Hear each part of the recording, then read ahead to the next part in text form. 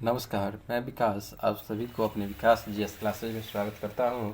आज हम लोग भूगोल खंड के अंतर्गत भारत का एक सामान्य परिचय का अध्ययन करेंगे। आइए वर्ग की शुभारंभ करते हैं। सबसे पहले यहाँ हम लोग बात करें भारत के नामकरण के संबंध में, तो भारत का अनेक नाम दिया गया है, जैसे कि आर्यावर्त हो गया, भारत के नाम पर भारत का नाम हो गया, भारतवर्ष हो गया, इंडिया हो गया। इन सभी नामों के संबंध में देखिए तो सबसे पहली बात करें तो भारत का जो ये विशाल भूखंड था, एक विशाल भूखंड, विशाल उपमहाद्वीप जो है, इसे भारतवर्ष नाम दिया गया। क्यों नाम दिया गया भारतवर्ष? तो भारत के विशाल उपमहाद्वीप के कारण इसे भारतवर्ष नाम दिया गया। और संभवतः भारत का नामकरण ऋग्वैदिक काल के प्रमुख जन भरत के नाम से नामित किया गया। अगला देखिए तो पुराण में ही सबसे पहले सर्वप्रथम उल्लेख कहाँ मिलता है नाम के संबंध में, भारत नाम के संबंध में, तो वह मिलता है पुराण में। उस पुराण के अंतर्गत देखें तो सबसे पहले हम लोग बात करेंगे वायु पुराण।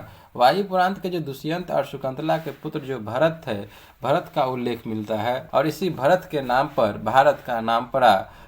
तीसरा नाम की बात करें तो तीसरा नाम के अंतर्गत हम लोग देखें आर्यावर्त। आर्यावर्त क्यों नाम पड़ा?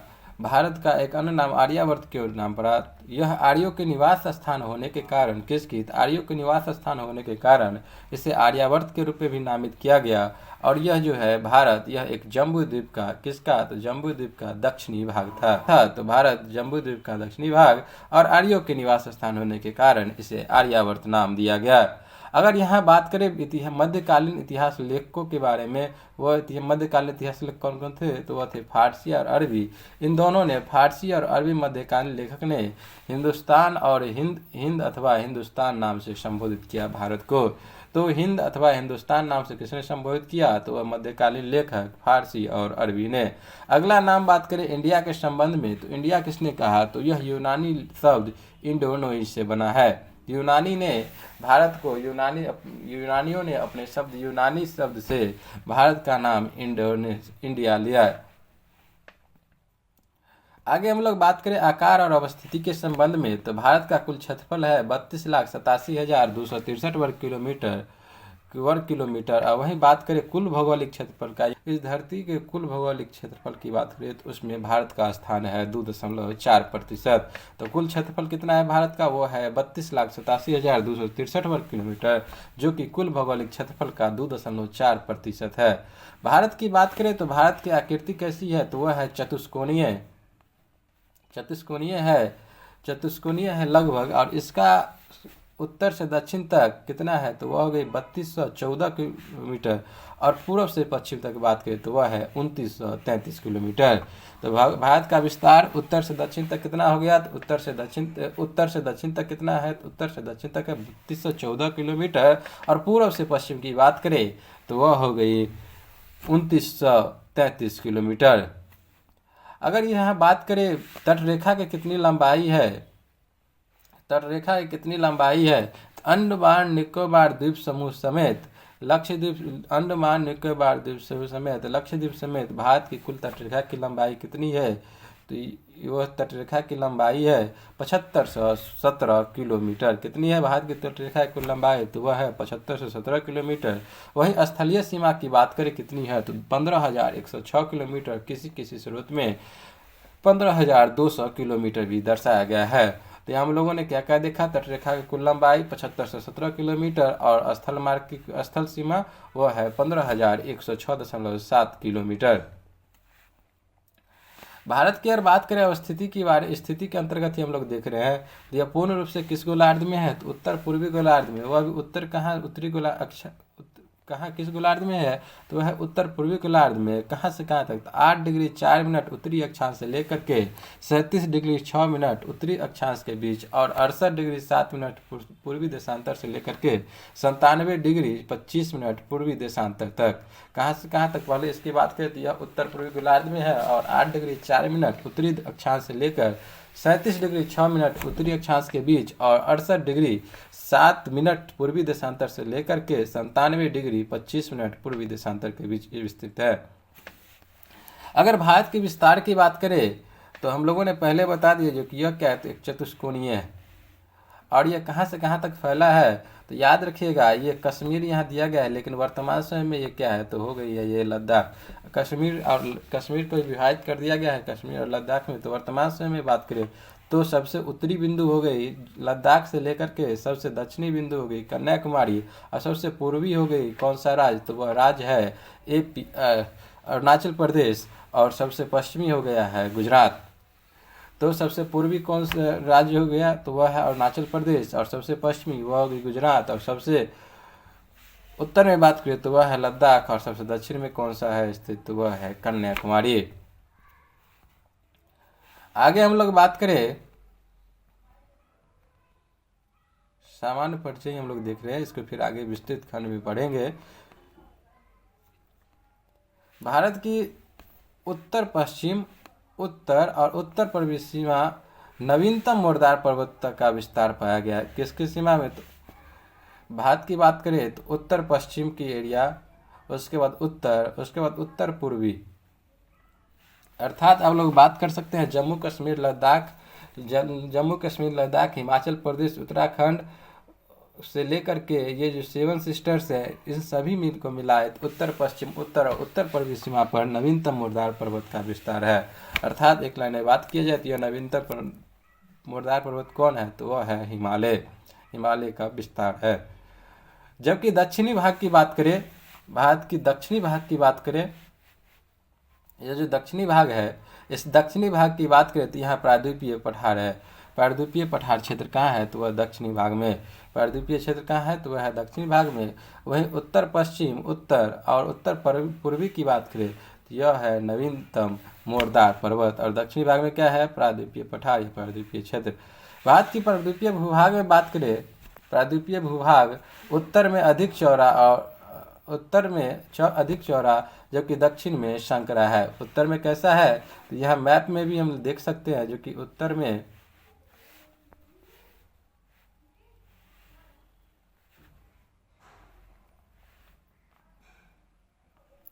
उत्तरी जो भाग ये है यहाँ पे अधिक चौड़ा है, ये मध्य से लेकर के बात करें, और नीचे जो जाएंगे तो ये संकरा होते चली जाती है। तो उत्तरी भाग क्या है, अधिक चौड़ा है भारत का उत्तरी भाग, और दक्षिणी भाग क्या है, तो वह संकरा होते जा रहा है। तो उत्तर पश्चिम, उत्तर और उत्तर पूर्वी सीमा पर नवीनतम मोरदार पर्वत, जबकि दक्षिणी में प्रायद्वीपीय क्षेत्र का विस्तार है, और उत्तर भाग अधिक चौड़ा और दक्षिण भाग संकरा है। यहाँ हम लोग कुछ माप की बात करें तो 1 फैदम बराबर 6 फुट, 1 मानक मील बराबर 1.584 किलोमीटर, 1 समुद्री मील बराबर 1.824 किलोमीटर। 1 फैदम बराबर 6 फुट, 1 मानक मील बराबर 1.584 किलोमीटर, और 1 समुद्री मील बराबर 1.824 किलोमीटर। यह हम लोग बात करें एशिया से अलग के बारे में बात करें भारत को, तो हिमालय पर्वतमाला द्वारा, किसके द्वारा, तो हिमालय पर्वतमाला द्वारा भारतीय प्रायद्वीप की जो मुख्य भूमि है उसे एशिया से अलग किया जाता है। और भारत पूरब में बंगाल, पश्चिम में अरब सागर और दक्षिण में हिंद महासागर से घिरा हुआ है। कहाँ से घिरा हुआ है, तो भारत की बात करें तो ऐसे पूरब में बंगाल की खाड़ी, पश्चिम की बात करें तो यह हो गई अरब सागर, और दक्षिण की बात करें तो हिंद महासागर। पूरब में क्या है, वो है बंगाल की खाड़ी, पश्चिम में अरब सागर और दक्षिण में हिंद महासागर से घिरा हुआ है भारत। आगे हम लोग यहाँ बढ़े तो आगे देखें कर्क रेखा के संबंध में। कर्क रेखा 23 डिग्री 30 मिनट जो है उत्तरी अक्षांश कर्क रेखा, यह भारत के कितने राज्यों से गुजरती है, तो वह 8 राज्यों से। कौन कौन राज्य, गुजरात, राजस्थान, मध्य प्रदेश, छत्तीसगढ़, झारखंड, पश्चिम बंगाल, त्रिपुरा, मिजोरम से होकर गुजरती है। तो कर्क रेखा जो है 23 डिग्री 30 मिनट उत्तरी अक्षांश, ये भारत के कितने राज्यों से होकर गुजरती है, तो 8 राज्यों से। कौन कौन राज्य है, गुजरात, राजस्थान, मध्य प्रदेश, छत्तीसगढ़, झारखंड, पश्चिम बंगाल, त्रिपुरा और मिजोरम। वही मानक समय रेखा की बात करें तो मानक समय रेखा भारत के किन किन राज्यों से गुजरती है, तो मानक समय रेखा के संबंध में आप याद रखिएगा भारत के कुल 5 राज्यों से होकर गुजरती है। वह 5 राज्य कौन कौन से हैं, तो उत्तर प्रदेश, मध्य प्रदेश, छत्तीसगढ़, उड़ीसा, आंध्र प्रदेश। मानक समय रेखा कितने राज्यों से गुजरती है, तो वह 5 राज्यों से, उत्तर प्रदेश, मध्य प्रदेश, छत्तीसगढ़, उड़ीसा और आंध्र प्रदेश से होकर मानक समय रेखा गुजरती है। अगर यहाँ मानक समय रेखा के बारे में एक शब्द और भी एक वाक्य और देखें तो यह जो भारतीय मानक समय रेखा यह ग्रीनविच समय से 5 घंटा 30 मिनट 5 घंटा 30 मिनट आगे है। तो प्रश्न ये आ सकता है जो कि भारतीय मानक समय रेखा ग्रीनविच से कितना आगे है, तो वह याद रखिएगा 5 घंटा 30 मिनट। अगर यहाँ हम लोग बात करें मानक समय रेखा और कर्क रेखा, कौन कौन सी रेखा, मानक समय रेखा और कर्क रेखा एक दूसरे को कहाँ पर काटती है, तो वह काटती है छत्तीसगढ़ में। तो कर्क रेखा 8 राज्यों से गुजरती है, मानक समय रेखा 5 राज्यों से गुजरती है, और कर्क रेखा और मानक समय रेखा एक दूसरे को कहाँ प्रतिच्छेदित करती, कहाँ काटती है, तो वह काटती है छत्तीसगढ़ में। विश्व में मात्र एक ऐसा देश है भारत जिसके नाम पर किसी महासागर का नाम रखा गया है, जिसका नाम है हिंद महासागर। विश्व में मात्र एक देश जिसका नाम पर किसी महासागर का नाम रखा गया वह है हिंद महासागर।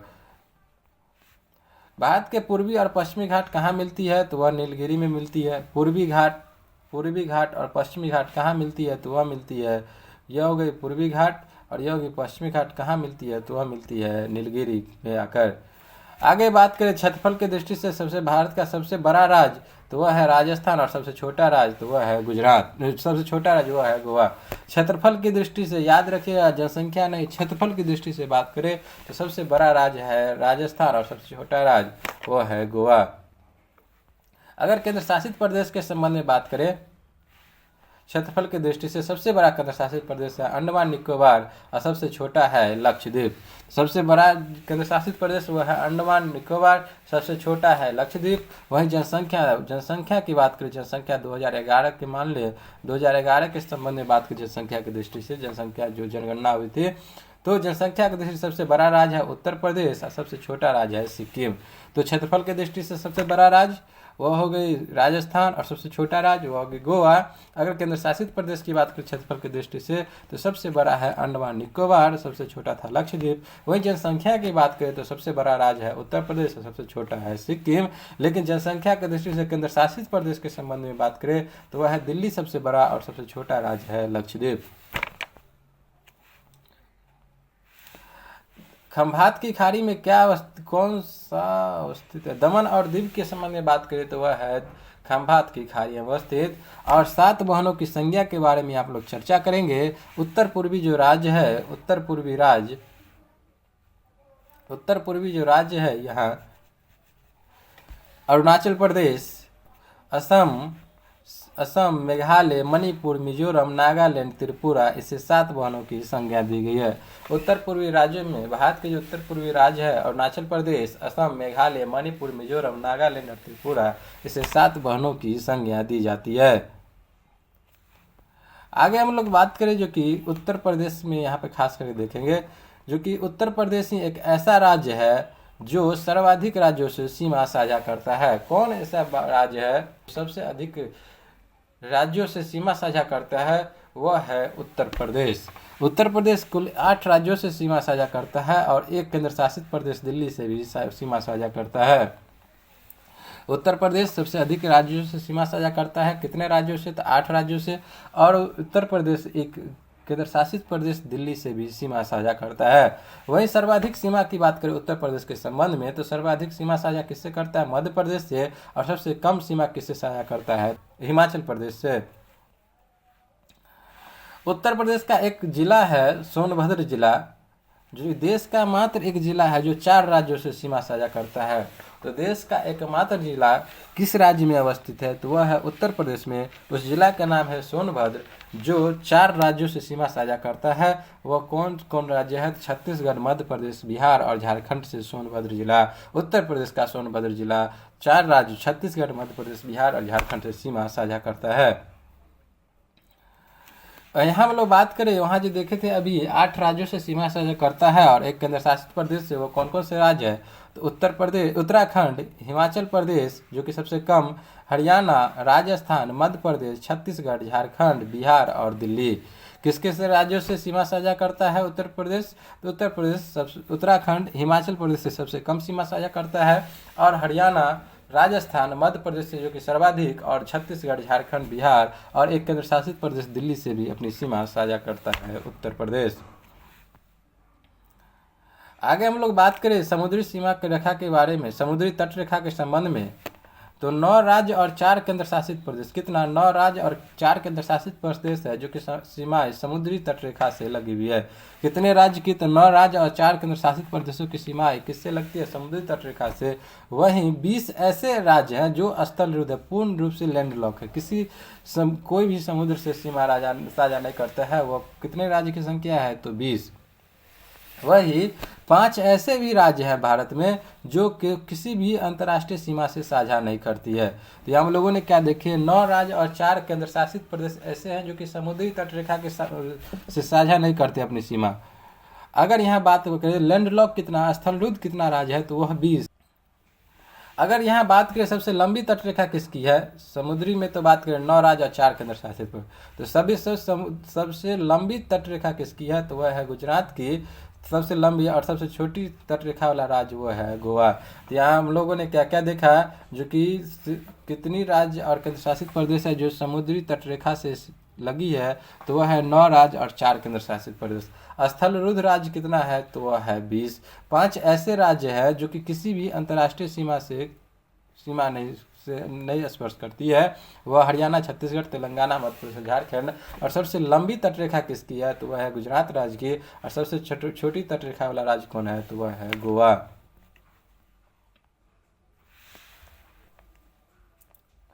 यहाँ हम लोग बात करें कि राज्य और केंद्र शासित प्रदेश के संबंध में, तो पुदुचेरी एक ऐसा केंद्र शासित प्रदेश है जो 3 राज्यों में फैला है। पुदुचेरी कितने राज्यों में फैला है, 3 राज्यों में।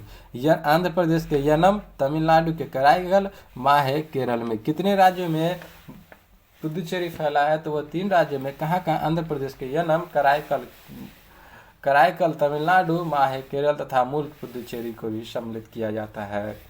तो ऐसा कौन सा केंद्र शासित प्रदेश है जो 3 राज्यों में फैला है, तो वह है पुदुचेरी। यहाँ हम लोग बात करें समुद्री तटरेखा वाले राज्य केंद्र शासित प्रदेश, समुद्री तटरेखा के समीप कौन कौन से राज्य और केंद्र शासित प्रदेश है, तो राज्य की याद रखिएगा, गुजरात, महाराष्ट्र, गोवा, कर्नाटक, केरल, तमिलनाडु, आंध्र प्रदेश, उड़ीसा और पश्चिम बंगाल। कौन कौन से राज्य जो समुद्री तट पर है, वह है गुजरात, महाराष्ट्र, गोवा, कर्नाटक, केरल, तमिलनाडु, आंध्र प्रदेश, उड़ीसा और पश्चिम बंगाल। वही केंद्र शासित प्रदेश की बात करें तो वह है अंडमान निकोबार द्वीप समूह, लक्षद्वीप, दमन और दीव और पुदुचेरी, जो कि समुद्री तट रेखा के समीप है। कौन कौन, अंडमान निकोबार द्वीप समूह, लक्षद्वीप, दमन एवं दीव, पुदुचेरी। अब यहाँ मैप के आधार पर हम लोग देखेंगे, अभी तक जितना हम लोग पढ़े हैं उसका एक रिवीजन करेंगे मैप के आधार पर। तो सबसे पहले हम लोगों ने क्या क्या देखा था भारत के संबंध में,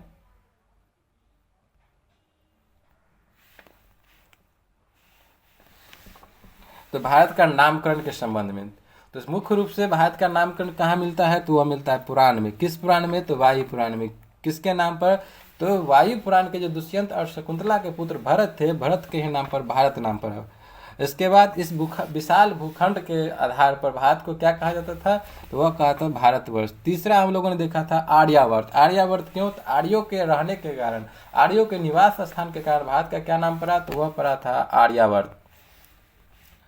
अगला क्या हम लोगों ने देखा था, तो वह देखे थे हिंदुस्तान, हिंद अथवा हिंदुस्तान। हिंद अथवा हिंदुस्तान किसने कहा, तो वह कहा था मध्यकालीन लेखक जो थे, फारसी और अरबी मध्यकालीन लेखक क्या कहा था भारत को, हिंद अथवा हिंदुस्तान।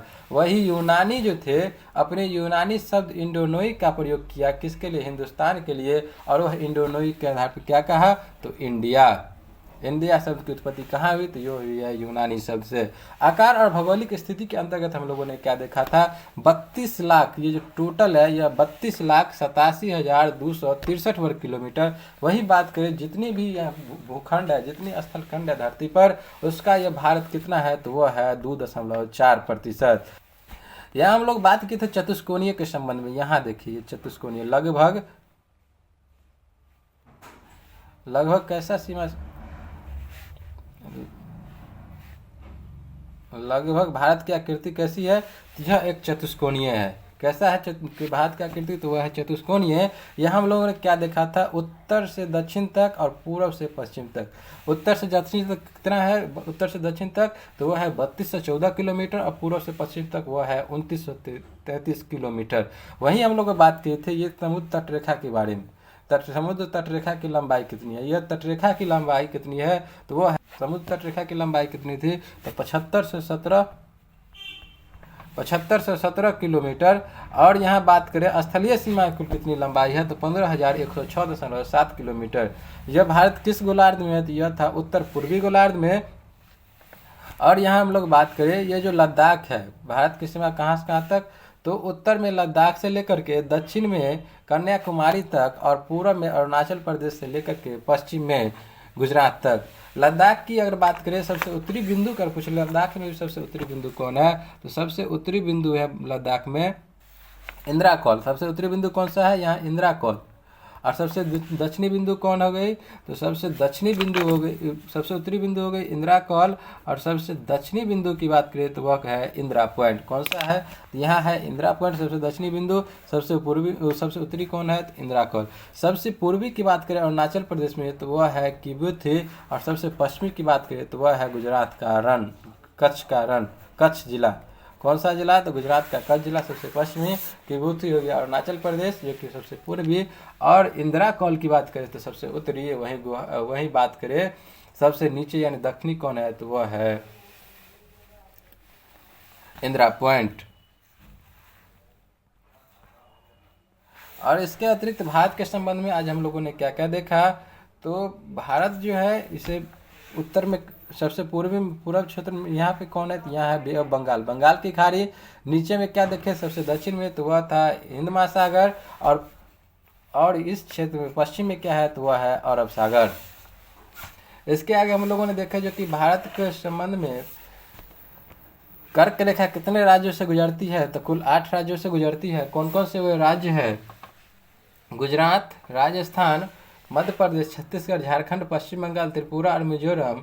वहीं हम लोग बात किए थे मानक समय रेखा के बारे में। मानक समय रेखा किन किन राज्यों से गुजरती है, तो उत्तर प्रदेश से गुजरती हुई मध्य प्रदेश, छत्तीसगढ़, उड़ीसा, आंध्र प्रदेश में गुजरती है। कहाँ कहाँ से, उत्तर प्रदेश, मध्य प्रदेश, छत्तीसगढ़, उड़ीसा और आंध्र प्रदेश। यह कुल 5 राज्यों से। और यह मानक समय रेखा के संबंध में हम देखे थे, जो कि भारत का जो मानक समय रेखा है यह ग्रीनविच से 5 घंटा 30 मिनट आगे है।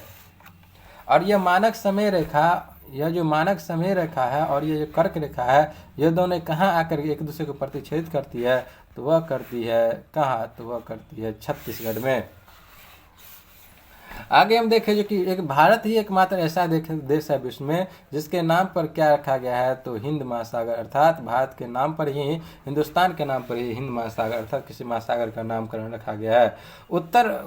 पूर्वी घाट और पश्चिमी घाट कहाँ मिलती है, तो वह मिलती है नीलगिरी में। और यह हम लोगों ने देखा था क्षेत्रफल की दृष्टि से सबसे बड़ा राज्य वह है राजस्थान, और सबसे छोटा राज्य वह है गोवा। सबसे छोटा राज्य क्या है, तो वह है गोवा।